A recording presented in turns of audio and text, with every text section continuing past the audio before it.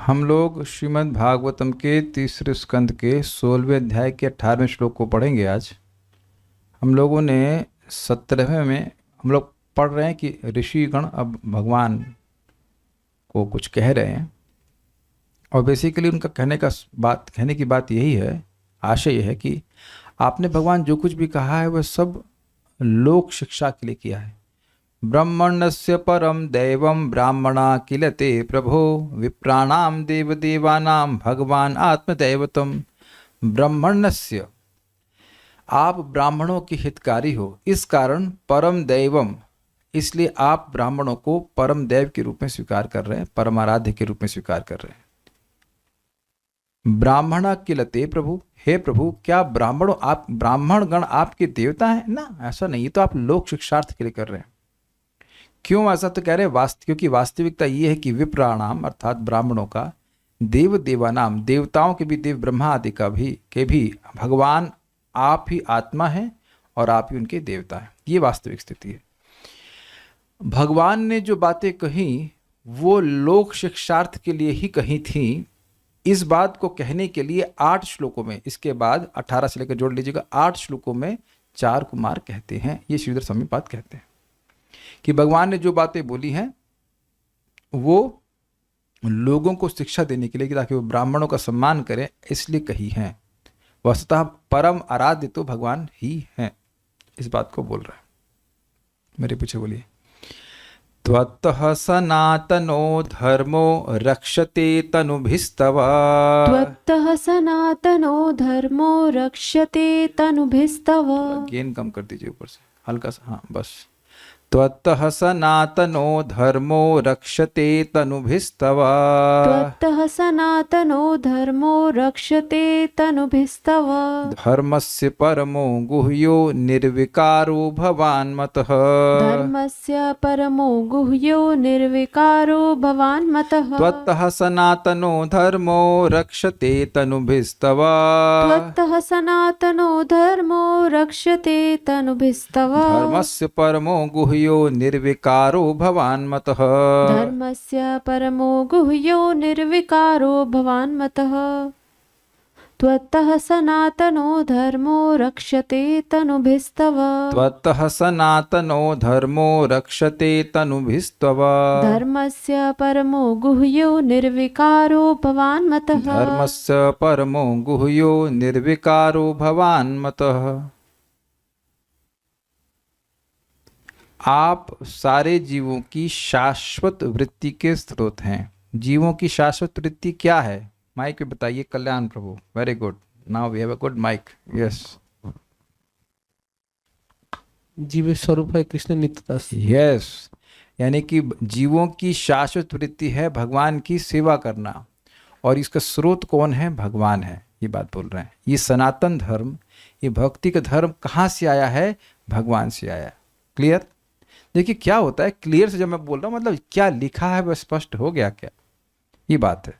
नहीं तो समझ में नहीं, शाश्वत क्या है, वृत्ति क्या है, स्रोत क्या है, ये समझ में नहीं आता। सिंपल अर्थ है, जीवों की शाश्वत वृत्ति है, ऑक्यूपेशनल ड्यूटी अगर कह लीजिए तो है भक्ति है। अब एक प्रश्न हो सकता है कि शाश्वत क्यों है?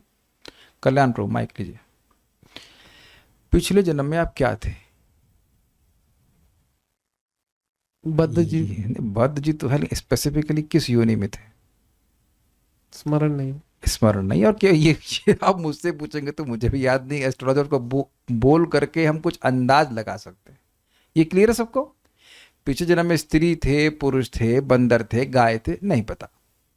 तो उस समय जो थे उसके अनुसार वो वृत्ति थी, स्वीकार्य है। बंदर थे तो बंदर की तरफ छलकूद कर रहे थे, मछली थे तो जो भी था। इस जन्म में मनुष्य, तो मनुष्य में भी कोई ब्राह्मण है, क्षत्रिय है, वैश्य, शूद्र है, तो इस समय अलग अलग वृत्तियां हैं। तो ये वृत्ति में तो समझे कार्य करने की प्रवृत्ति कह लीजिए, ये अलग अलग हो रही हैं कि नहीं हो रही हैं हर जन्म में। और इसी जीवन में देखिए कि अलग अलग हो जाती है। एक समय में इंजीनियरिंग पढ़ रहा था तो एक इंजीनियर की वृत्ति थी, अभी ब्राह्मण की वृत्ति है। तो अलग अलग कार्य हैं। या कुछ साल पहले ब्रह्मचारी था, अभी गृहस्थ हूँ। तो आप देख रहे हैं कि हमारे जो सिचुएशन है, मटीरियल सिचुएशन है, भौतिक सिचुएशन, परिस्थिति, वो चेंज होती है, तो उससे हमारी वृत्तियां भी चेंज हो जाती हैं। लेकिन भगवान की भक्ति एक ऐसी वृत्ति है, एक ऐसा धर्म है जो जीव के संग लगा ही रहता है। ये बात थोड़ी समझने वाली होगी। इससे एक बड़ी इंपॉर्टेंट बात है, अभी मुझे भक्त दिख रहे हैं कि नहीं, अभी तो नहीं है शायद, नाम तो हम नहीं लेंगे ना, अभी नहीं दिख रहे, ठीक है। तो वो बड़े परेशान थे कि हमारी भौतिक स्थिति बड़ी खराब है, अब कैसे भक्ति करें ये वो। लेकिन देखिए, आपकी भौतिक स्थिति पर भक्ति निर्भर नहीं करती है, आपकी भक्ति उस पर निर्भर नहीं कर रही है। आपकी मनस्थिति निर्भर कर सकती है, लेकिन भक्ति उस पर निर्भर नहीं कर रही है। आपके घर में मान लो कोई शराब पी रहा है, तो आप जप नहीं कर सकते हैं? आप जप कर सकते हैं, भगवान को भोग लगा सकते हैं, भगवान को प्रणाम कर सकते हैं, वहां तो कोई रोक नहीं है ना। शराबी भी रात में पी के सो जाएगा तो सुबह उठेगा नहीं ना, सुबह तो 4 बजे उठ नहीं पाएगा ना, सोता ही रहेगा। उस समय उठिए जप करिए। ये हमारी शाश्वत वृत्ति है। हम लोग कभी अपनी जो टेम्परेरी सिचुएशन है ना, थोड़ी बहुत, उसमें इतना ना उलझ जाएं कि अपनी शाश्वत वृत्ति को भूल जाए। ध्यान रखिएगा इस बात को। और ये ही हो रहा है, यही होता है, एक्चुअली यही हो रहा है। हमको बच्चों की शादी करनी, ये करना, वो करना, ये करना, तो ये सारे कर्तव्य महत्वपूर्ण लगते हैं, लेकिन जो हमारा शाश्वत धर्म है उधर वह ध्यान नहीं देता है।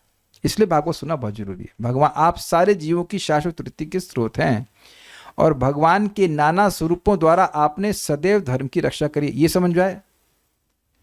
भगवान के नाना स्वरूपों द्वारा आपने सदैव धर्म की रक्षा करी है। भगवान अपने विभिन्न अवतारों के द्वारा अवतरित होकर धर्म की रक्षा करते हैं कि नहीं करते हैं? यस। तो भगवान श्री कृष्ण केवल श्री कृष्ण के रूप में ही नहीं आते, भगवान राम के रूप में आते हैं, नरसिंह देव के रूप में आते हैं, वराह देव के रूप में आते हैं, तो वो सभी भगवान के स्वरूप हैं। तो इसके द्वारा भगवान धर्म की रक्षा करते हैं। स्पष्ट हो गया? सेकंड पॉइंट भी अच्छा। मतलब देखिए, शाश्वत धर्म, भक्ति धर्म के स्रोत भी भगवान है, उसके मेंटेनेंस के कारण भी भगवान है। जब देखते हैं कि धर्म की ग्लानि हो रही है, अधर्म का उत्थान हो रहा है, तो भगवान किसी रूप में भी आ सकते हैं। हंसावतार के रूप में आए, वराह अवतार, मीन अवतार, कच्छप अवतार, कौन से अजित अवतार, कितने अवतारों के रूप में आते हैं ताकि धर्म की संस्थापना हो जाए। ये तो स्पष्ट है। तो ठीक है, वो सारे भगवान के स्वरूप जो हैं भगवान से अभिन्न है। आप धार्मिक नियमों के परम लक्ष्य हैं। इसका क्या मतलब है? धर्म पालन करने का उद्देश्य है कि भगवान के चरणों की प्राप्ति हो जाए। सवै पुंसाम परो धर्मो यतो भक्तिर अधोक्षजे अहेतु की अप्रतिहता येनात्मा सुप्रसिद्धि। देखिए, अब आप एक चीज देख रहे हैं, जिसने प्रथम स्कंद को अच्छे से समझा है और वो कॉन्सेप्ट्स वापस घूम घूम के आते हैं। आपको पता है हुआ क्या है? मैं अब समझ पा रहा हूं, मैं क्यों श्लोकों को समझ पा रहा हूं। नए नए श्लोक आते जा रहे हैं और समझता जा रहा हूं, क्योंकि एक्चुअली नई बात है ही नहीं।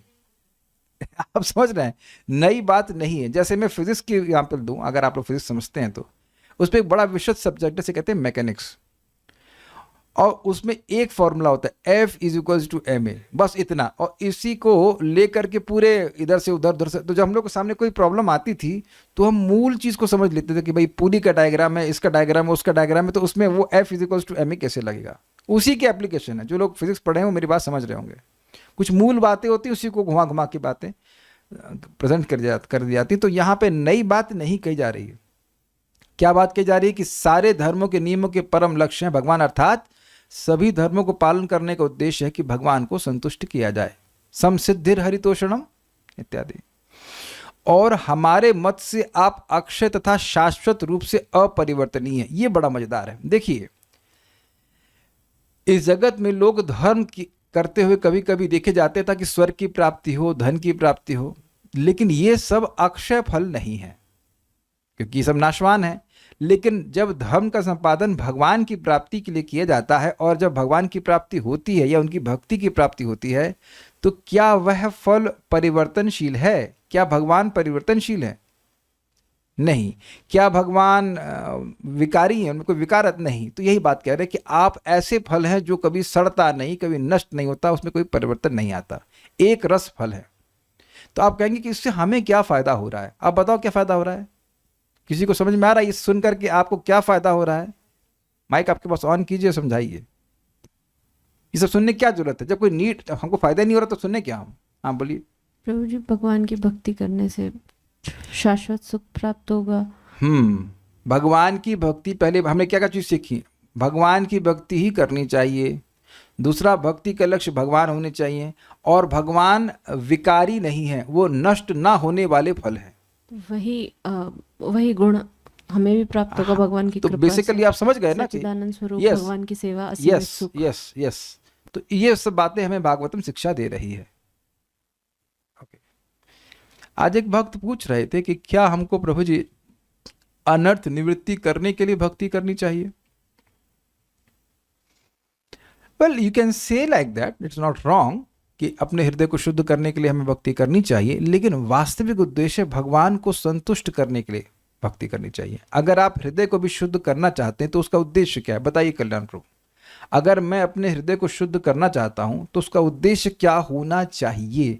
बिकॉज उसमें भी कई उद्देश्य हो सकते हैं, लेकिन अभी आप बताओ कि क्या अपने हृदय को शुद्ध करने का सही उद्देश्य क्या है? भगवान के प्रति प्रेम जागृत हो जाए। Very good. देखिए, भक्ति में हम क्या कर रहे हैं? भक्ति में का उद्देश्य है चित्त का निर्माण करना। हम भगवान को फोर्स नहीं कर सकते, लेकिन अपने चित्त को पवित्र करते हैं तो भगवान अपनी स्वेच्छा से हमारे हृदय में प्रकट हो जाते हैं।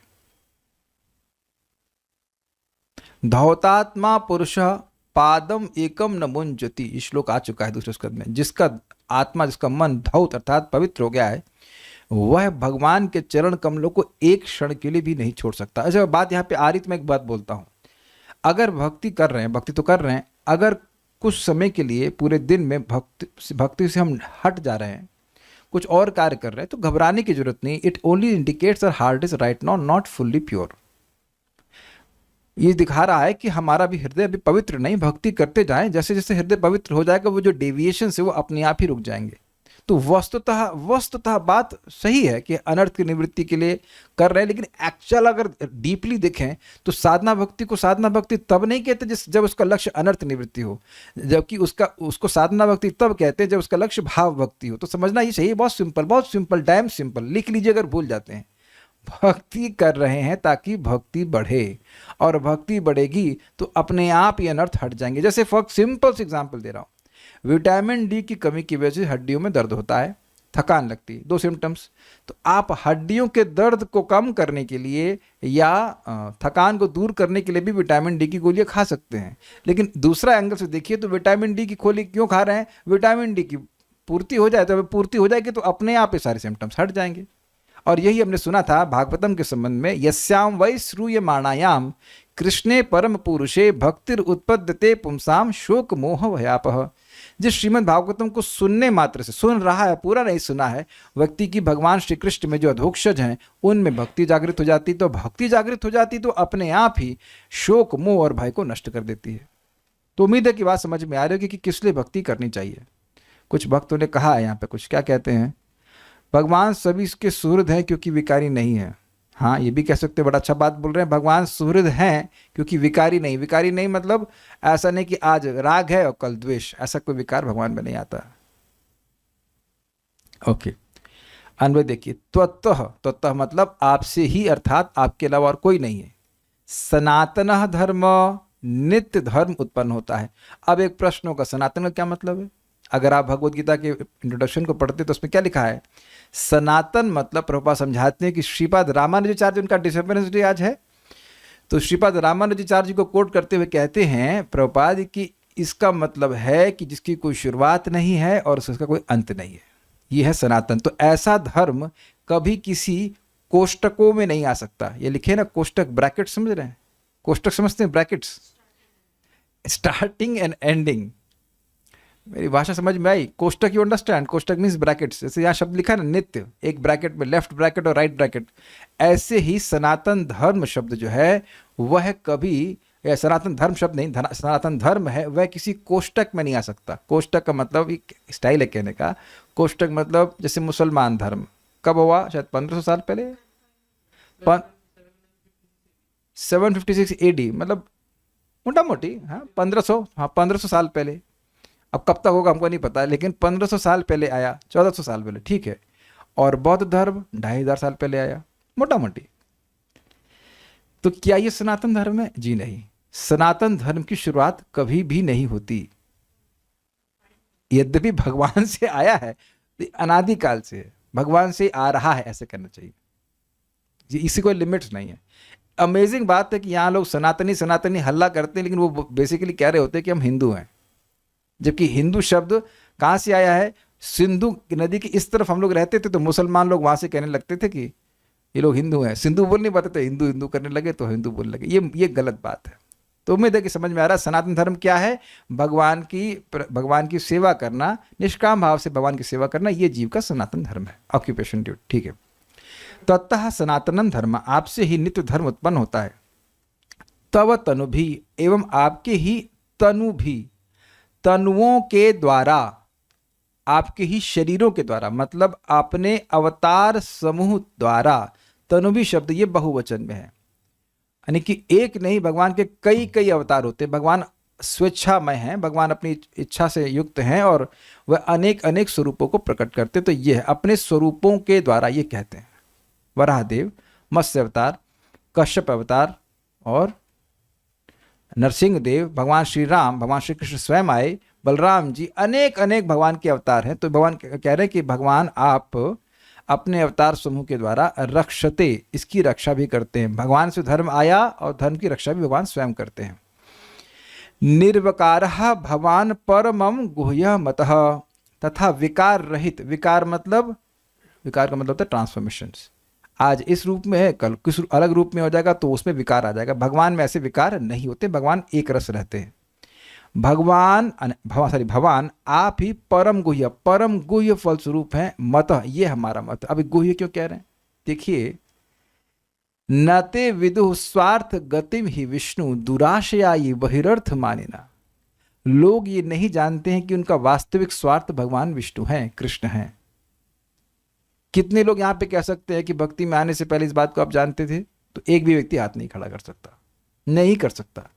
जीवन का लक्ष्य क्या दिखाई पड़ता है? ये नौकरी कर लेंगे, या यहाँ सफल हो जाएंगे, ऐसे हो जाएगा, वैसे हो जाएगा, इस देवता की पूजा कर लेंगे। यहाँ तक इस देवता के लोक की प्राप्ति करना है, यह भी आजकल कोई लक्ष्य नहीं है। कोई अगर शिव जी की पूजा भी यहाँ पे किया हो भक्ति में आने से पहले, तो कोई शिवलोक की प्राप्ति करना चाहता था? Please raise hands if you are doing that, done that desire. भाई शिव जी की पूजा कर रहे हैं तो शिव जी हमें अपने लोक में स्थान देंगे। कुछ भी हिसाब किताब नहीं ऐसा है। इस जगत में ही कुछ सफलता प्राप्त करने के उद्देश्य लोगों के रहते हैं। क्लियर है? तो परमः गुह्य भगवान विष्णु है या भगवान श्री कृष्ण हैं। पहली बात तो ये समझना चाहिए। दूसरी बात गुह्य कि हैं कि नहीं है।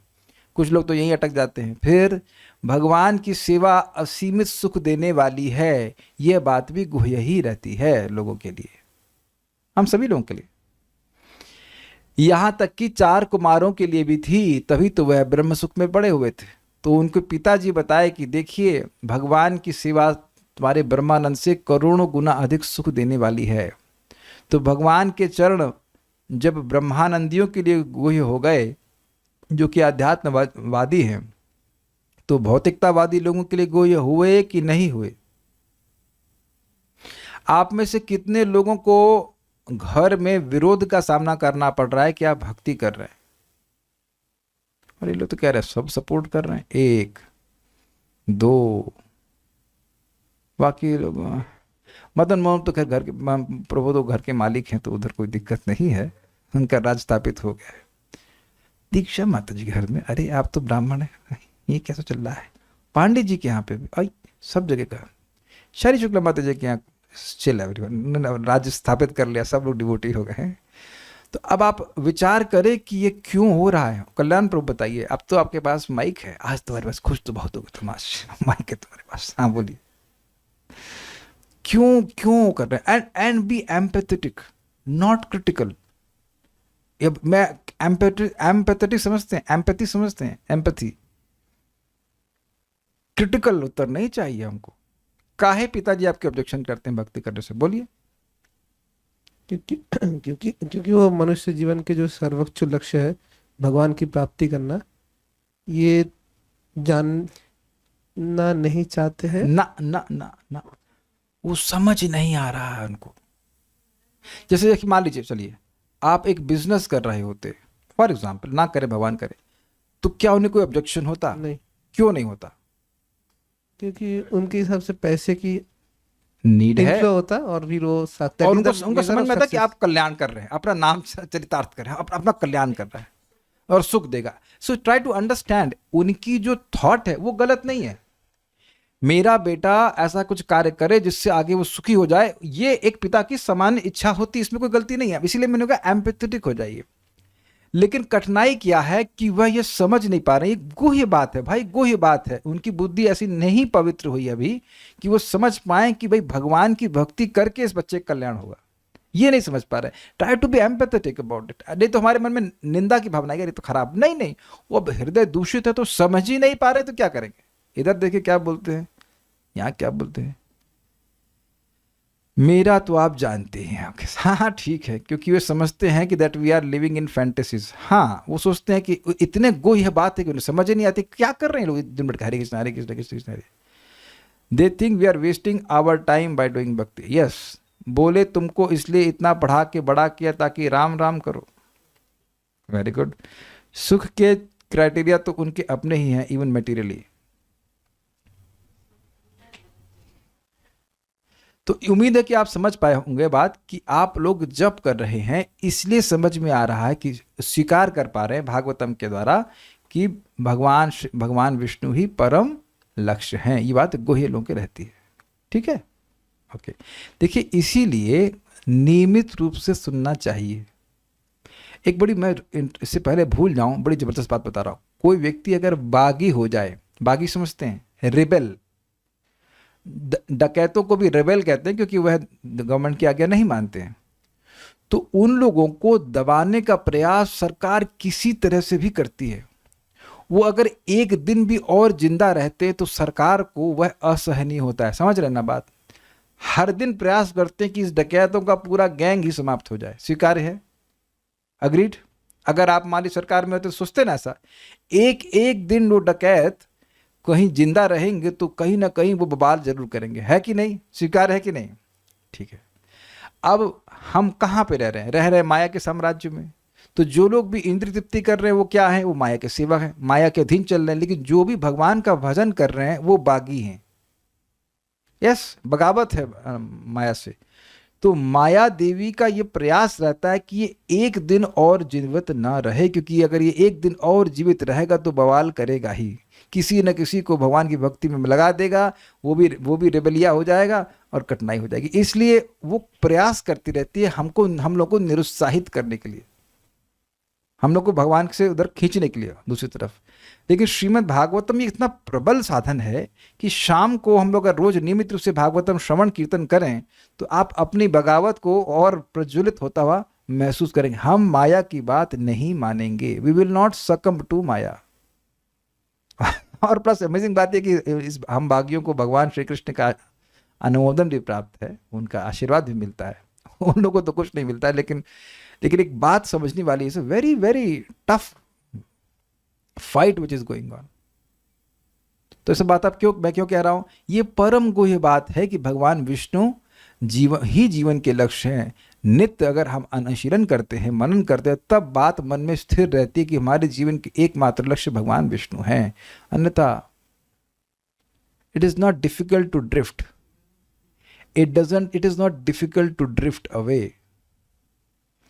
त्वतः सनातनो धर्मो, हे भगवान आपसे सनातन धर्म आता है। रक्षते तनुभिस्तवा, और आप ही अपने विभिन्न तनुओं के द्वारा अर्थात विभिन्न अवतारों के द्वारा इसकी रक्षा करते हैं। लेकिन अर्थ केवल यही नहीं है, अर्थ एक और भी है। चक्रवर्ती पाद कहते हैं कि भगवान आपके जो भक्त हैं वह भी आपके ही शरीर हैं। यद्यपि वह विष्णु तत्व नहीं हो जाते हैं, लेकिन आप जानते हैं संसार दावानल लीढ़लोका त्राणाय कारुण्य घन घनत्वं प्राप्तस्य कल्याण गुणार्णवस्य वंदे गुरु श्री चरणारविंदम। भगवान श्री कृष्ण की कृपा को ही वैष्णव बादल की तरह ले लेकर के सब जगह बरसाते हैं। बादल में पानी कहीं दूर होता है, वो तो पानी हमारे पास नहीं आ पाता है। वो बादल बोल गया मैं, वो समुद्र तो बहुत दूर रहता है, वहां तो पानी नहीं दे पाएगा हम लोगों को। लेकिन बादल उमड़ करके लाते हैं, वहां से पानी लेके आते हैं और उमड़ करके पानी हमें गिराते हैं। तो वो पानी किसका है, वो पानी समुद्र का है। तो भगवान के भक्त भी, हम सुन चुके हैं कि भक्तों की कृपा के पीछे भगवान की कृपा चलती है। तो वो जो भक्त हम लोग को भक्ति में सहायता कर रहे हैं वह भी भगवान के ही रिप्रेजेंटेटिव हैं, वह भी भगवान के ही तनु हैं। कुछ समझ पा रहे हैं इस बात को। भाई जैसे भगवान के अवतारों के द्वारा धर्म की रक्षा हो रही तो भक्तों के द्वारा नहीं हो रही है। श्रीपाद रामानुजाचार्य जी आए तो क्या उन्हें धर्म की रक्षा नहीं करी? श्रील प्रभुपाद आए तो क्या धर्म की रक्षा नहीं करी? तो भगवान वह भी भगवान के ही स्वरूप हैं, यद्यपि भगवान नहीं है लेकिन भगवान के ही स्वरूप हैं। ये बात चक्रवर्ती पाद कहते हैं और उनसे भी आप रक्षा करवा लेते हैं। धर्मस्य परमो गुह्यो, धर्म के आप परम गुह्य फल स्वरूप हैं। भगवान मतलब आप, और कैसे स्वरूप है? निर्विकार, न सड़ने वाला फल, जिस फल में कोई परिवर्तन नहीं आता। मत हो, ऐसा हमारा मत है, ऐसा हम समझ रहे हैं। श्रीधरी त्वतः इत्यादि 8 श्लोकों द्वारा सनकादि महर्षि लोक शिक्षार्थी श्री भगवान की उपर्युक्त बातें ये हैं, इस बात का विस्तार से वर्णन करते हैं। मतलब जो भगवान ने पहले बातें बोली थी 11 श्लोक में, 2 से लेकर के 12 में, 3.16.2 से लेकर 3.16.12 तक, तो वो लोगों को शिक्षा देने के लिए है। ऐसा नहीं है कि भगवान के आराध्य ब्राह्मण हैं। ये सब बातें समझाने के लिए विस्तार से चार कुमार कह रहे हैं। सनातन धर्म आपसे ही उत्पन्न होता है, क्यों होता है? एक प्रश्न ये भी बन जाएगा। कल्याण प्रभु, इंद्रदेव सनातन धर्म के उपास्य क्यों नहीं हो सकते? क्योंकि वो सकाम भक्त है ना। आप मेरी लैंग्वेज नहीं समझे। चलिए पास टू वेदवाद नहीं, और आप बाकी लोगों के लिए भी मेरा प्रश्न सुनिए। इंद्रदेव सनातन धर्म के उपास्य क्यों नहीं हो सकते हैं? सही उत्तर आ गया है, फिर भी आप बताइए। Let's see how many people are active. Shari Shukla माता जी 100 मार्क्स, तुंगविदा माता जी 100 मार्क्स, गौरव कुमार प्रभु 100 मार्क्स, सलोनी माता ji 100 marks, Mukund Sevani 100 marks, Kanupriya already हैं 0 marks. Upasya means object of worship. Narayani माता जी कह रही स्वर्ग के देवता है। अरे तो हमको भी पता है हम ये तो ना पूछ रहे हैं, हम ये पूछ रहे थे कि भगवान इंद्रदेव सनातन धर्म के उपास्य क्यों नहीं हो सकते हैं? उपास्य मीन्स ऑब्जेक्ट ऑफ वर्शिप, क्योंकि वह सनातन नहीं है। सिंपल सिंपल उत्तर है, क्योंकि वो सनातन नहीं है। दीक्षा शर्मा माता जी आप लेट हो गई, ठीक है 100 नंबर तो आपको भी दे दिए, लेकिन आप थोड़ा लेट हुए। Is it okay? सिंपल। अब पता है, इसको जो सनातन धर्म को समझेगा वो सही उत्तर दे पाएगा। अगर आप सनातन धर्म का जो सामान्य अर्थ आ रहा ना हिंदू धर्म, तो क्या ना हिंदू धर्म में तो इंद्र की पूजा होती है, लेकिन वह सनातन धर्म नहीं है।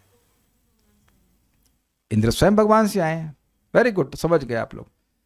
सनातन धर्म आपसे ही उत्पन्न होता है और उसकी रक्षा भी आप ही अवतारों को ग्रहण करके करते हैं। धर्म के फलस्वरूप होने के कारण आप ही अत्यंत गोपनीय हैं।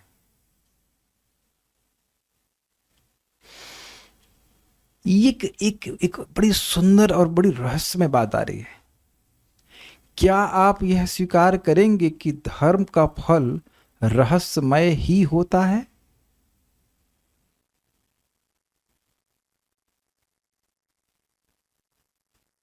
जैसे कोई कुछ खा रहा है तो इसमें तो कुछ रहस्य नहीं है, लेकिन प्रसाद ग्रहण कर रहा है तो यह तो दिख रहा है कि रोटी खा रहा है, लेकिन क्या वो उसको आप देख रहे हो कि इसमें ये महान पुण्य ग्रहण कर रहा है? मजा आ गया, बात तो जबरदस्त है। कुछ दिखा आपको? कुछ दिखा इस लाइन में? धर्म के फलस्वरूप होने के कारण, धर्म का संपादन करने के बाद व्यक्ति को भगवान की प्राप्ति होती है। धर्म से मतलब भगवान की भक्ति कह रहा हूं। लेकिन आप देखिए कि धर्म जब किया जा रहा है, मान लीजिए कोई व्यक्ति गाय को भोजन करा रहा है, तो व्यक्ति सोचेगा इस एक पशु को भोजन क्यों करा रहा है? तो आप देखेंगे कि जो उसके बेनिफिट्स हैं वो हिडन है। ये कैच किया आप लोगों ने? जितना लोग, अब देखिए बात ये है कि अगर आप धर्म का संपादन करते हैं तो हृदय पवित्र होता है और आप उसका अनुभव स्वयं करते हैं। मान लीजिए आप सुबह उठे और नाम जप करना शुरू किया, तो अब सामने वाला व्यक्ति जो नाम जप को नहीं जानता है उसके लिए एकदम गोपनीय है ना कि आप कर क्या रहे हो, उससे क्या लाभ होगा। जी हाँ, जो शास्त्र पढ़ रहा है वही समझ पाएगा कि क्या है, और फिर भी फिर भी ये बता सकती है वेद वाणी। माइक लीजिए, एक बार बोलिए हरे कृष्ण मंत्र, बोलिए। हरे कृष्णा महामंत्र इतना ही होता है। हरे कृष्णा कृष्ण कृष्णा कृष्ण हरे हरे, हरे राम राम राम हरे हरे। अब इसका उत्तर देंगी श्री वल्लभा देवी माता जी। हाँ तो माता जी, आप तो पढ़ाई में बड़े तेज थी, ये बताइए कितना पुण्य गया इनके अकाउंट में। अब आप सभी लोग चुप। क्या बताएं साइंटिस्ट प्रभु, आपको कुछ जानकारी? यही तो प्रभुपाद कह रहे हैं कि you don't know how much punya you are transferring, नहीं, how much power you are transferring when you chant Hare Krishna and hear Hare Krishna. कुछ समझ में आ रहा है? तो और अब किसी को भगवान का प्रेम मिल गया, भक्ति मिल गई, तो उसको तो भगवान को देख रहा है, लेकिन अन्य लोग तो कुछ नहीं समझ पा रहे हैं। तो ये बड़ा सुंदर बात है, ये बड़ी सुंदर शिक्षा है कि हम अगर शास्त्र नियमित रूप से श्रवण करते रहते हैं ऑन अ रेगुलर बेसिस, तो कुछ कुछ हमें अंदाज लगता रहता है कि हाँ धर्म का ये लाभ होगा। पूरा तो हम भी नहीं समझ पा रहे हैं, हम लोग नहीं समझ पा रहे हैं, लेकिन कम से कम धर्म के पथ पे टिके रहते हैं। नहीं तो व्यक्ति दान करने से पहले अरे इतनी मेहनत से कमाया हूं, दान करूंगा, मैं दान कर दूंगा। लेकिन वो समझना चाहिए कि ये इससे बहुत बड़ा आशीर्वाद व्यक्ति को मिलता है। आप डिटेल पढ़ सकते हैं, 2:3-17 आयुर्हरति वाले श्लोक में बताया गया था। तो यहां पे कह रहे हैं कि धर्म के फलस्वरूप होने के कारण आप ही अत्यंत गोपनीय हैं। मतलब धर्म का स्वरूप तो वैसे भी गोपनीय होता है, यहां तक कि एक सामान्य व्यक्ति जो शास्त्र नहीं जान रहा है उसके लिए तो स्वर्ग भी गोपनीय है कि नहीं? बल्कि मुझे याद आ रहा है, हमारे एक रिश्तेदार हैं, वो पैसे वैसे लगाते हैं कहीं, इसमें क्या कहते हैं, शेयर्स वगैरह में लगाते हैं। बहुत साल पहले की बात, I don't know how many 20 years पहले, लेकिन वो बात मुझे याद है। तो कह रहे थे कि मेरा मित्र, मतलब उनका मित्र, कहीं पैसा लगाता है, खूब पैसा आने लगता है, और मैं बहुत दिमाग लगाता हूँ, नहीं आता है। तो आप समझ रहे हैं उस व्यक्ति ने पहले कभी दान किया होगा, इस कारण से वो घूम करके पैसा आ रहा है। वो माध्यम कुछ भी हो, लेकिन आ रहा है उसके पास। पूर्वकृतम दानम पूर्वकृतम ऐसे करके अग्रे धावती धावती, जो पहले दान किया है, जो शिक्षा पहले दी है, ज्ञान दिया है, वो आगे आगे इस जीवन में दौड़ता रहता है। तो ये बात यहाँ बोल रहे हैं कि धर्म का तो उन व्यक्ति के लिए ये बात गोपनीय ही थी कि दोनों लोग एक ही एफर्ट मार रहे हैं, तो सामने वाले को पैसा अधिक क्यों मिल रहा है। समझ में आ गया? तो धर्म का फल एक्चुअली गोपनीय ही होता है, लोग नहीं समझ पाते हैं। अगर कुछ समझते हैं तो शास्त्र के द्वारा समझते हैं, शास्त्र लोग पढ़ते नहीं है। तो भगवान जो है वो धर्म का फलस्वरूप होने के कारण गोपनीय है, गोह्य है। जिस तरह धर्म के फलस्वरूप स्वर्ग आदि विकृत होते रहते हैं, किंतु आप तो निर्विकार हैं, समझे? तो कोई ये ना सोचे कि धर्म के फलस्वरूप तो स्वर्ग आदि होती है तो भगवान भी वैसे होंगे, तो कहते नहीं, आप धर्म के फल हैं लेकिन निर्विकार स्वरूप हैं, आप नष्ट नहीं होने वाले हैं। अतएव आप उन सबों से भिन्न ही हैं। इस प्रकार से आप जो हैं, आपकी उपयुक्त सारी बातें लोक शिक्षार्थी हैं। मतलब जो भी आपने कहा है कि आप लोगों की सेवा से मैं महान हो जाता हूं, तो ऐसे कैसे हो जाएगा? आप तो हमेशा से इसी तरह महान हो। भगवान तो हमेशा से महान है, तभी तो निर्विकार कहे जाएंगे। जो व्यक्ति आज महान नहीं है और कल महान हुआ, तो वह निर्विकार हुआ कि विकारी हुआ? जो व्यक्ति आज महान नहीं है और आगे महान हो जाएगा, तो विकारी हुआ कि नहीं? वेदवाणी, माइक पे बोलिए। आप श्लोक अच्छा बोल रही थी, तो पैदा होते ही बोल रही थी। नहीं समझ गए ना आप? परम पूज्य राधानाथ महाराज एक बार बोल रहे थे, it is difficult to imagine that Gaurang Prabhu at one point of time was not able to speak. मतलब बच्चे जब थे तो कोई भी नहीं बोल पाता है। गौरांग प्रभु कितना सुंदर प्रवचन करते हैं, बहुत अच्छे भक्त हैं, लेकिन कोई व्यक्ति बच्चे के रूप में आता है ना, बच्चा पैदा होते तो हरे कृष्ण नहीं बोलने लगता, या पैदा होते ही संस्कृत बोलने लग जाए, ऐसा तो नहीं होता है। तो सभी लोग कुछ तपस्या करके, अपनी इंद्रियों को सीमित करके, जो भी करके महान बनते हैं। तो यहाँ तो विकारी हो गए, लेकिन भगवान तो हमेशा से ही महान है। तो इसलिए आपका यह कहना कि ब्राह्मणों की सेवा करके मैं महान हो गया, ये तो लोगों की शिक्षा के लिए, क्योंकि वास्तविक बात यह है कि ब्राह्मणों की, गुरु की, वैष्णवों की सेवा करके ये सत्य बात है कि व्यक्ति महान बनता है, इसमें कोई संदेह नहीं है। लेकिन भगवान को ऐसा करने की जरूरत नहीं है, क्योंकि फिर तो विकारी हो जाएंगे। ऐसा समझ में आ गया ना बात? भाई जिसकी सृष्टि आप कर रहे हो, उसकी सेवा करके आप महान कैसे बन जाओगे? उससे तो पहले ही बड़े हो गए ना आप। ठीक है, सारार्थ दर्शनी ये मैं रिपीट कर रहा हूं कि भगवान को महान बनने के किसी के लिए किसी की सेवा करने की जरूरत नहीं है, लेकिन जो सिद्धांत भगवान ने बताया था, गायों की सेवा करना, ब्राह्मणों की सेवा करना, इससे हमारा जरूर कल्याण होता है, हमारी शिक्षा के लिए बहुत जरूरी है। सारार्थ दर्शनी, धर्म का अनुष्ठान करने से ही सभी लोग पूजनीय होते हैं। ये बहुत अच्छा है, बहुत अच्छा है। और अगर आप भक्ति वाला धर्म करते हैं तो कल्पना नहीं कर सकते कि कितने पूजनीय हो जाएंगे। वेपन्ते दुरितानि मोह महिमा सम्मोहमालम्बते, वेतन्ते दुरितानि मोह महिमा सम्मोहम आलम्बते, सातंका नखरंजनीं कलयति श्रीचित्रगुप्त कृति, सानंदम मधुपर समृति विधौ वेधा करोते उद्यमम्, वक्तुं नाम्नि तवेश्वराभिलषिते ब्रूमः किमन्यत् परम्। तो कह रहे हैं कि जो व्यक्ति भगवान का नाम बोलने की इच्छा मात्र करता है, उसके सारे पाप दुरित हम कांपने लगते हैं, भगने लगते हैं वहां से। और जो मोह है वह भी सम्मोह को आलंबन करने लगता है, आश्रय ले लेता है, वो घबरा जाता है। चित्रगुप्त अपने रेजर ब्लेड से उस व्यक्ति से बहुत डर जाते हैं और उसके सारे अकाउंट को डिलीट करना शुरू करते हैं जो भी उसने पाप कभी किया रहा होगा। और ब्रह्मा जी उसके लिए वेलकम ड्रिंक मतलब जूस वूस बनाने की तैयारी करते हैं, क्योंकि बहुत जल्दी वो जानते हैं कि ये हमारे धाम, हमारे लोक से होता हुआ भगवान के धाम जाएगा। कौन? जो भगवान का नाम बोलने की इच्छा करता है। हरे कृष्णा कृष्णा कृष्णा हरे हरे, हरे राम राम राम हरे हरे। तो ये मैंने क्यों बोला बताइए, सब श्लोक क्यों बोला? धर्म का अनुष्ठान करने से ही सभी लोग पूजनीय होते हैं, और ये सर्वश्रेष्ठ धर्म है कि भगवान का नाम बोला जाए, इसी से व्यक्ति पूजनीय होता है। वह धर्म वास्तव में आपकी भक्ति के लक्षण से युक्त है, अर्थात भगवान में भक्ति करना ही धर्म है, लेकिन यह वर्णाश्रम निष्ठता धर्म नहीं है। ये क्या बात बोल गए? भक्ति लक्षण से युक्त है मतलब उसमें भक्ति का चिन्ह होना चाहिए। अगर मैं हरे कृष्ण मंत्र जप रहा हूं तो क्या आप लोग लक्षित कर लेंगे कि मैं भक्ति कर रहा हूं? अगर मैं प्रसाद ग्रहण कर रहा हूं और आप लोग को पता है, चलिए आप ही ने दिया भगवान का प्रसाद और मैं प्रसाद खा रहा हूं, तो आप ये मान जाएंगे कि मैं भक्ति कर रहा हूं? अगर मैं कल्याण प्रभु को प्रसाद देता हूं और आप प्रसाद खा रहे हैं तो मैं क्या मानूंगा? आप भक्ति कर रहे हैं।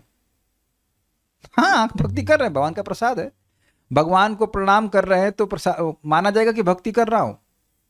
मतलब वो कार्य, वो धर्म जिसमें दिखे कि आप भक्ति कर रहे हैं। जैसे वृंदावन की कोई परिक्रमा कर रहा है तो भक्ति कर रहा है, इसमें कोई मुश्किल बात नहीं है। आपको दिख जाएगा कि मान लो कैंपा कोला पी रहा है तो भक्ति कर रहा है ना। तो कैंपा कोला पी रहा है, थम्स अप पी रहा है, तो वहां आपने चिन्हित कर लिया ना, लक्षित हो गया कि ये भक्ति नहीं कर रहा है। दीक्षा माता जी, समझ में आ रहा है? मान लीजिए कोई अब ये दारू की दुकान पे खड़ा है तो भक्ति कर रहा है ना। तो वहां आपने कुछ लक्षण होता है ना। कोई व्यक्ति चरणामृत पी रहा है, चरणामृत की लाइन में लगा है, और कोई व्यक्ति दारू लेने की लाइन में लगा है, दोनों में अंतर नहीं कर पा रहे हैं। तो क्रियाओं के द्वारा अंदाज लग जाता है ना कि भक्ति कर रहा है कि नहीं कर रहा है। तो वह धर्म जिसमें भक्ति के लक्षण से युक्त हो। अच्छा, अगर नहीं समझ में आ रहा तो अपने पापा से पूछो कि आप क्या कर रहे हो अभी, तो बता देंगे अरे हाँ भक्ति कर रहे थे, पूजा करती रहती हो। तो आप समझ गए ना, वह भी चिन्हित कर ले रहे हैं कि आप भक्ति कर रहे हैं, भागवत पढ़ रहे हैं, समझ रहे हैं, तो हो गया ना कि भक्ति कर रहे हैं। Make sense? मान लीजिए यूट्यूब पे मेरा भी लेक्चर प्रवचन लाइव हो रहा है, तो एकदम से किसी के सामने आ गया ये फीड में, तो तुरंत समझ ये भक्ति कर रहा है नहीं। उसको भी समझ में आ रहा है कि भक्ति की बात हो रही है, इसमें हम नहीं जाना है। तो वो धर्म जिसमें वह धर्म जिसमें भक्ति, जो भक्ति के लक्षण से युक्त हो, वह वास्तविक धर्म है। लेकिन वह वर्णाश्रम निष्ठता धर्म नहीं है। मतलब जो उस व्यक्ति बड़ा फिक्स है कि हम ब्राह्मण हैं तो मैं ये कर्तव्य करना है, हम क्षत्रिय हैं तो ये कर्तव्य करना, ये वास्तविक धर्म नहीं है। ये इससे भगवान की प्राप्ति नहीं होती है। वह भक्ति धर्म आपके भक्तों द्वारा ही प्रवर्तित किया जाता है। इसी कारण आपके भक्त ब्राह्मणों से भी श्रेष्ठ होते हैं। यही बात यहाँ कही जा रही है तत्तः से, इस श्लोक से, अर्थात आपसे ही भक्ति स्वरूपी सनातन धर्म प्रकट हुआ। देखिए थोड़ा समझिए बात हुआ क्या। इन्होंने ये कहा कि आपसे सनातन धर्म प्रकट हुआ। वर्णाश्रम धर्म वास्तविक रूप से सनातन धर्म नहीं है, कि वो एक बेसिस है उसका, लेकिन सनातन धर्म में भगवान की सेवा करना। क्लियर समझ लीजिए। तो अब कह रहे हैं कि आपसे सनातन धर्म आया, तो वह सनातन धर्म भगवान की से आया तो सही, लेकिन उसका प्रवर्तन जगत में कैसे होता है, उसका प्रवर्तन, उसका प्रोपगेशन कैसे होता है? भगवान के भक्तों के द्वारा होता है। तो जो ब्राह्मण है, सामान्य ब्राह्मण कहें तो वह जरूरी नहीं है कि भगवान के भक्त हों, लेकिन भगवान के भक्त तो भगवान के भक्त हैं ही, तो वह सीधे हरे कृष्ण मंत्र का जप करना या भगवान का नाम का जप करना, भागवत, भगवान को भोग लगाना, बेसिकली वैष्णव धर्म का, सनातन धर्म का सीधे प्रचार करते हैं। तो वह आपके तनु है, वह आपके शरीर के समान है, आपके बिहार पर कार्य कर रहे हैं। तो वह लोग आपके, वह जो भक्त हैं वो ब्राह्मणों से भी श्रेष्ठ हैं, ये श्लोक से कह रहे हैं। क्योंकि भक्ति का धर्म जो है वह किसी भी अन्य धर्म से श्रेष्ठ है, इसलिए बोल रहा है। एक भक्त पूछ रहे हैं कि अभी जो मैंने श्लोक कोट किया वो कहाँ से है? वह पद्यावली से है। श्रील रूप गोस्वामी जी ने पद्यावली श्लोक ग्रंथ का संकलन किया, उसमें से। ओके। प्रवर्तित किया जाता है, मतलब प्रवर्तित करने का मतलब होता है स्टार्ट करना, प्रोपोगेट करना। जैसे श्रीमद् भागवतम के 10वें स्कंद में नलकुवर एवं मणिग्रीव की प्रार्थना में दृष्टि ही सताम शब्द प्रयुक्त हुआ है, जिसका अर्थ है कि आपके मुक्ति स्वरूप साधुजनों के दर्शन से हमारी दृष्टि सदैव संयुक्त रहे। इस प्रमाण से यह स्पष्ट होता है कि आपके भक्तगण जो तन भी अर्थात आपकी देह के समान हैं, उन्हीं के द्वारा ये भक्ति धर्म सुरक्षित और प्रवर्तित किया जा रहा है। सुरक्षित किया जा रहा है मतलब खुद भक्ति कर रहे हैं, और प्रवर्तित मतलब दूसरों को प्रचार कर रहे हैं, अर्थात वे ही इसे हर स्थान पर प्रचारित कर रहे हैं। तो ये नोट दिया गया है, हुआ ये कि नलकुबर और मणिग्रीव आप जानते हो, तो वह 2 अर्जुन वृक्षों के रूप में नंद बाबा के कोर्टयार्ड में थे, और उनका उद्धार भगवान ने किया, तो वापस वह अपना देव स्वरूप प्राप्त किए। लेकिन देव स्वरूप ही प्राप्त नहीं किए, अपितु उन्होंने भगवान की शुद्ध भक्ति प्राप्त कर ली, और उस समय भगवान को ये स्तुति करते हैं, प्रार्थना करते हैं, वाणी गुणानुकथने श्रवणौ कथायाम हस्तौ च कर्मसु मनस्तव पादयोर्नः स्मृत्याम शिरस्तव निवास जगत प्रणामे दृष्टि सताम दर्शनेस्तु भवत्तनूनाम। तो कह रहे हैं वाणी गुणानुकथने, हे भगवान हमारी वाणी आपके गुण के अनुकथन में, मतलब बार बार बोलने में लगी रहे, भगवान का नाम जप हो, आपकी लीला कथा को बोले। श्रवणौ कथायाम, और हमारे श्रवण इंद्रिय आपकी कथा को सुनने में लगे रहे। हस्तौ च कर्मसौ, हमारे हाथ आपके कर्मों में यानी आपकी सेवा में लगे रहें।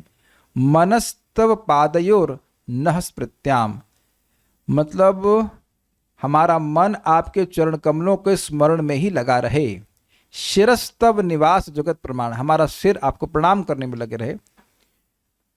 दृष्टि सताम दर्शनेस्तु भवत तनु नाम, भवत तनु नाम मतलब जो आपके ही तनु हैं, आपके ही शरीर हैं, ऐसे सताम अर्थात भक्तों को देखने में हमारी दृष्टि लगी रहे। तो इस श्लोक यानी कि 10.10.38 के द्वारा सत्यापित हुआ कि भगवान के भक्त भगवान के ही शरीर हैं। इसीलिए भगवान के भक्तों पर कोई प्रहार करता है, उनका अपराध करता है, तो वो भगवान पर ही प्रहार करने जैसा है। जैसे हम सुन भी चुके हैं कि भगवान के भक्तों को प्रसाद खिलाने से भगवान अधिक संतुष्ट होते हैं, उनके मुख से वह खाते हैं। ये सब बातें समझ में आ गई। तो स्थापित किया जा रहा है बात को कि जो तनुभी शब्द यहाँ श्लोक में आया है वह सूचित कर रहा है कि यह न सिर्फ भगवान के अवतारों को इंगित कर रहा है, अपितु भगवान के भक्तों को भी इंगित कर रहा है, क्योंकि भगवान के भक्तों के द्वारा भगवान ज्यादा धर्म की संस्थापना करते हैं, जैसे कि श्रीपाद रामानुजाचार्य, श्रीपाद मध्वाचार्य, समझ रहे ना बात, और अनेक अनेक भक्त, श्रील प्रभुपाद जी, ये सब भगवान के ही स्वरूप में, इस अर्थ में कि भगवान से अभिन्न है, इन द सेंस कि ये भगवान की शक्ति को प्राप्त किए हुए और भगवान के कार्य को ही कर रहे हैं।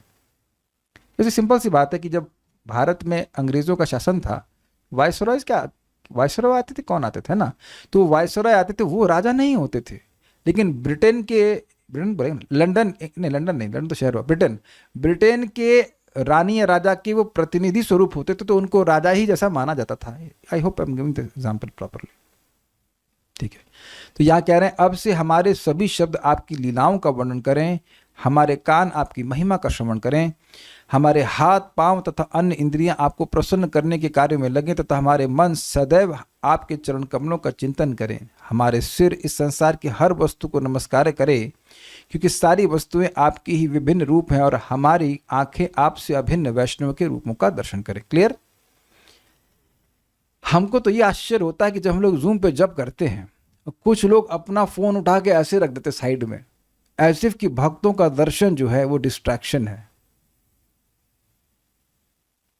हम तो कई बार डांट देते हैं, हम तो बहुत बार क्या हमेशा ही वीडियो ऑफ कर देते हैं। अब यहां लिखा हुआ है कि भक्तों का दर्शन जो है वह तो पवित्र करने वाला है, तो कोई विरोध? तो विरोध करने से पहले आप भागवतम को विचार कर लीजिएगा।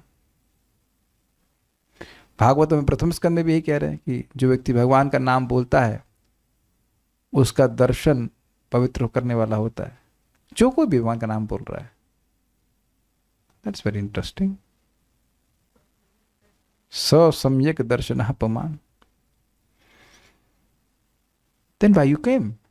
For what purpose? Is it not? आते ही नहीं तो अच्छा होता ना। मंदिर में भी आप जाते हैं, इस्कॉन मंदिर में जाते हैं, बड़ी अच्छी बात है, और एक भी भक्त ना हो मंगल आरती में, तो कितने लोग जाना चाहेंगे? नीरज प्रभु आप इसको वृंदावन आइए, और इस्कॉन वृंदावन ऐसा कभी होगा नहीं, लेकिन आप आए और आप अकेले भक्त हो सुबह, तब दोबारा आने के लिए कितना प्रेरित होंगे? तो मैं एक प्रश्न कर ही दूं कि क्या केवल भगवान आपको प्रेरित कर रहे हैं इस्कॉन वृंदावन आने के लिए?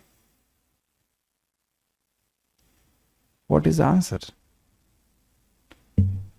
क्या केवल भगवान प्रेरित कर रहे हैं आपको? कोई कीर्तन नहीं, कोई मृदंग बजाने वाला नहीं, कुछ नहीं, केवल वो जो पुजारी हैं वो आरती कर रहे हैं। भक्त बहुत बड़ा कारण है, बहुत बड़ा कारण है। Anyways, think about it. So, उस धर्म के परम फल स्वरूप आप ही हैं और स्वर्ग आदि फलों की भांति परिवर्तनशील नहीं है, अपितु यह तो अविकार स्वरूप अर्थात निर्विकारी है। यही सभी शास्त्रों का दृढ़ सिद्धांत है। ये तो क्लियर हमने समझा दिया था। अर्थात आपकी प्राप्ति ही स्वयं भक्ति करने का फल है। यहाँ सनातन और निर्विकार इन दो शब्दों का उल्लेख होने के कारण इसे किसी अन्य धर्म के रूप में व्याख्या करना उचित नहीं। इसकी व्याख्या भी मैंने अभी करी थी कि आज कुछ धर्म है हमारा इस शरीर में, अगले जन्म में कुछ और धर्म हो जाएगा, या इसी जीवन में हम अलग अलग धर्मों को पालन करते हैं। कभी कभी हिंदू से मुसलमान बन जाता है, कभी मुसलमान से हिंदू बन जाता है, इत्यादि इत्यादि। तो ये सब सनातन नहीं हो सकता है। बस स्पष्ट है। निर्विकार तो आप जान ही रहे हैं, भगवान वो निर्विकार फल स्वरूप है। तात्पर्य, इस श्लोक का धर्मस्य परमो गुह्य कथन समस्त धार्मिक सिद्धांतों के अत्यंत गोपनीय अंश का द्योतक है। इसकी पुष्टि भगवद गीता में हुई है। अर्जुन को दिए गए उपदेश में भगवान कृष्ण का निष्कर्ष है, अन्य सारे धार्मिक कार्य त्याग दो और केवल मेरी शरण में आओ। ये नहीं कह रहे अधर्म त्याग दो, कह रहे धर्म त्याग दो, अधर्म मैं छुड़वा दूंगा। धार्मिक सिद्धांतों को संपन्न करने में यह सर्वाधिक गुह्य ज्ञान है। क्या गुह्य ज्ञान? सारे धर्मों को छोड़कर भगवान की भक्ति करना। सर्वधर्मान परित्यज्य। भगवद गीता में यह भी कहा गया है कि कोई व्यक्ति अपने नियमित धार्मिक कर्तव्यों को दृढ़तापूर्वक संपन्न करके यदि कोई कृष्ण भावना भावित नहीं बनता है तो तथाकथित धार्मिक सिद्धांतों का पालन करने में उसका सारा श्रम समय का अपव्यय मात्र है। एक्चुअली भगवत गीता में तो नहीं कहा गया है, बोला गया है भागवत में। Is it not? धर्मः स्वनिष्ठतः पुंसाम विश्वक्सेन कथासु यः नोत्पाद्येद यदि रतिम श्रम एव हि केवलम। धर्म को खूब अच्छे से कर रहा है, लेकिन भगवान की कथा में उसकी रुचि जागृत नहीं हो रही है, तो वह केवल श्रम कर रहा है। इससे आप स्पष्ट समझ लें कि अगर आपके घर में थोड़ा बहुत जो पूजा पाठ करते भी हैं, लेकिन अगर उन्हें कथा में कोई रुचि नहीं है, दैट मीन्स वेस्ट हो रहा है समय। यहाँ मुनिगण इस कथन की भी पुष्टि करते हैं कि देवता नहीं अपितु परमेश्वर ही सारे धार्मिक सिद्धांतों के चरम लक्ष्य हैं। ये भी क्लियर है। ऐसे अनेक मूर्ख विज्ञापन करता हैं जो ये कहते हैं कि देवताओं की पूजा भी परम लक्ष्य तक पहुंचने की विधि है, किंतु श्रीमद् भागवत तथा भगवत गीता के प्रामाणिक कथनों से इसे स्वीकार नहीं किया जा सकता। मतलब वो कहते हैं कि जैसे सारी नदियां समुद्र में जाती हैं, उसी प्रकार से किसी की पूजा करो तो वो भगवान के पास चली जाती है। तो प्रश्न ये है कि भाई आप सीधे भगवान की पूजा क्यों नहीं करते हो? भगवान ने बिल्कुल स्पष्ट कहा है, भगवान कहते हैं इस बात को कि येप्यन्य देवता भक्ता यजन्ति श्रद्धयान्विता तेपि मावेव कौन्तेय यजन्ति विधि पूर्वकम। जो अन्य देवताओं की पूजा करते हैं, यद्यपि वह मेरी ही पूजा करते हैं, लेकिन वह पूजा अविधि पूर्वक होती है। तो कल्याण प्रभु बताएंगे अविधि का क्या मतलब है? जब भगवान कह रहे हैं कि मेरी ही पूजा करते हैं, अगर देवताओं की पूजा कर रहे हैं तो मेरी ही पूजा करते हैं, जब बोल दिए मेरी ही पूजा करते तो फिर गलती क्या है इसमें? इनडायरेक्ट है। वो तो ठीक है, अविधि है तो क्या दिक्कत है, क्या गलती है इसमें? सब सोच रहे हैं कि हम गीता पढ़ा दें तो बस अब भूल जाओ गीता को, है ना? नहीं, बार बार आएगी। तुंग विद्या माता जी इज वेरी क्लोज। इस तरह बेनिफिट मिलना चाहिए, जिस तरह बेनिफिट मिलना चाहिए वो नहीं मिलता। Very close but not hitting directly. इसलिए अविधि पूर्वक कह रहे हैं क्योंकि लेट्स सी आंसर्स, लाभ नहीं मिलेगा। नहीं, कुछ तो लाभ मिलता है, मोक्ष नहीं मिलेगा। वहां स्पष्ट लिखा है कि व्यक्ति अगर इस प्रकार से पूजा करेगा तो कुछ उसको भौतिक लाभ मिल सकता है, लेकिन मोक्ष यानी जगत से मुक्ति नहीं मिलती है। और इस श्लोक के 18वें का जो 19वां देखिएगा कि तुरंत मृत्यु से मुक्ति मिलती है भगवान की भक्ति करता है। हम लोग ये भगवान की बात पढ़ रहे हैं, बोल रहे हैं, उसी को करने मात्र से मृत्यु से छूट जाते हैं, तो बाकी तो बात छोड़िए।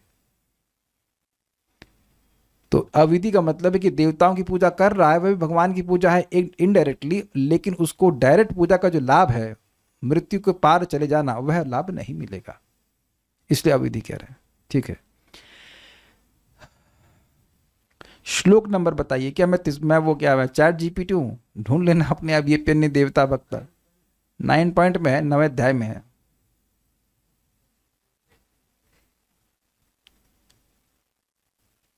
भगवत गीता कहती है कि जो व्यक्ति किसी विशेष देवता की पूजा करता है वह उस देवता के लोक तक पहुंच सकता है, किंतु जो पुरुषोत्तम भगवान की पूजा करता है वह वैकुंठ में प्रवेश कर सकता है। जितना कि देवताओं की पूजा करने से स्वर्ग लोक की प्राप्ति है, जैसे मतलब क्या बेसिकली जैसे देवता की पूजा करने से स्वर्ग की प्राप्ति होती है, से भगवान की पूजा करने से वैकुंठ की प्राप्ति होती है।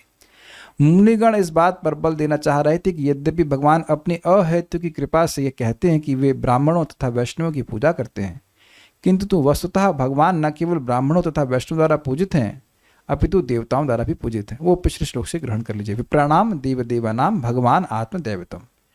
Okay, so you I think you understood. अब हम आगे ये प्रश्न पूछ रहे थे कौन सा श्लोक है? 9.24 बता रहे हैं, हमें पता नहीं, शायद सही होगा, देख लीजिएगा। 9.24 ही है तो देख लीजिएगा। So will stop now. Shrimad Bhagavatam की जय, श्रील प्रभुपाद की जय, निताई गौर प्रेमानंदे।